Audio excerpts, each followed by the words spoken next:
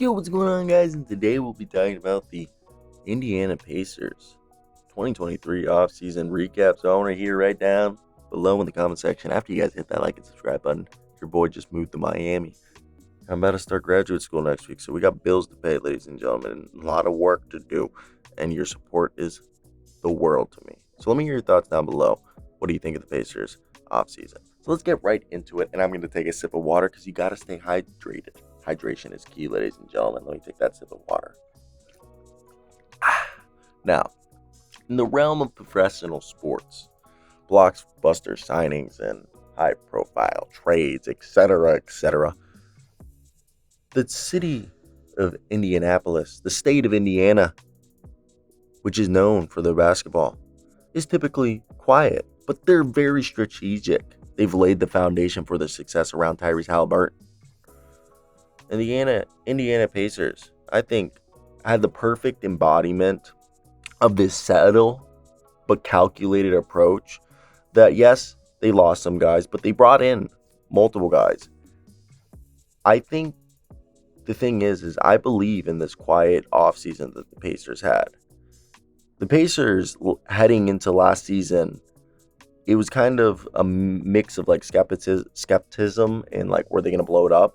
But when it unfolded, this was a team that looked like they were a year away from being a playoff team with a good mix of experienced guys in Buddy Hield, TJ McConnell, Miles Turner, of course, and then, the youth of, Andrew Nembhard, okay, Benedict Mathurin, Tyrese Haliburton.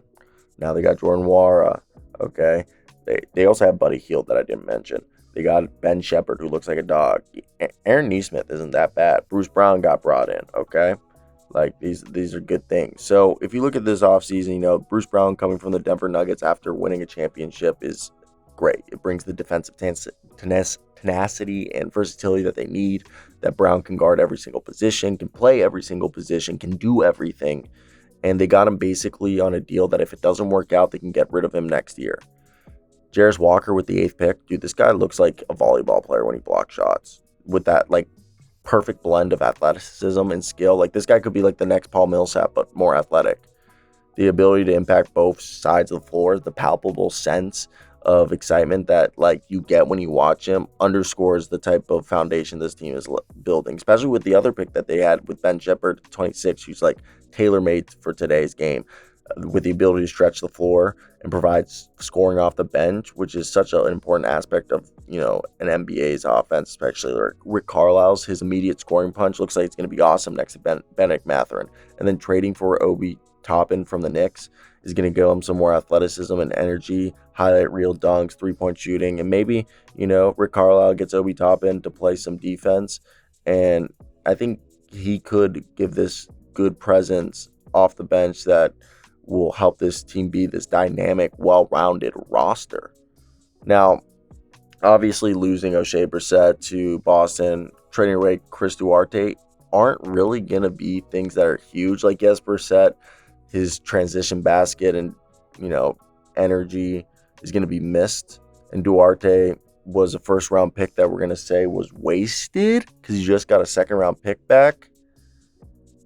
But Rick Carlisle is, the foreman right here, you could say. He's nurturing the talent while also using his strategic acumen to maximize the potential of this, using X and O's while, creating this harmony between the veterans and young talents while putting Tyrese Haliburton in a position to succeed as the cornerstone player, showcasing his high basketball IQ, playmaking ability, and leadership on and off the court is why this team is great. I mean, we saw how good they were before and after Tyrese's injury last year.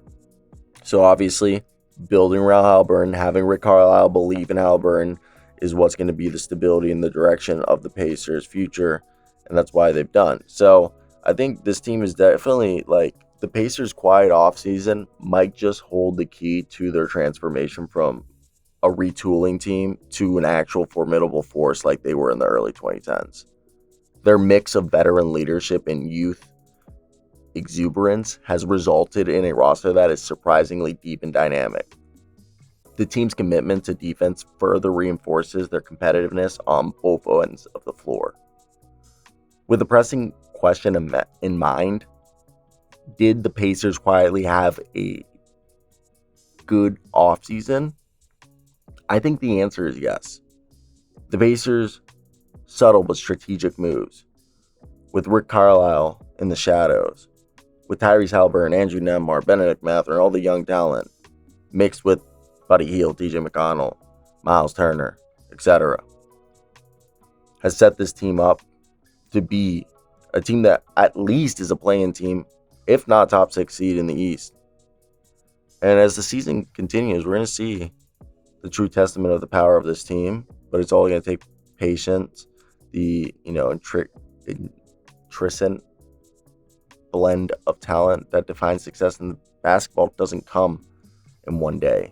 Rome wasn't built in one day, is what they always say. So I think that's where we're going to leave that. But let me hear your thoughts. Pacers.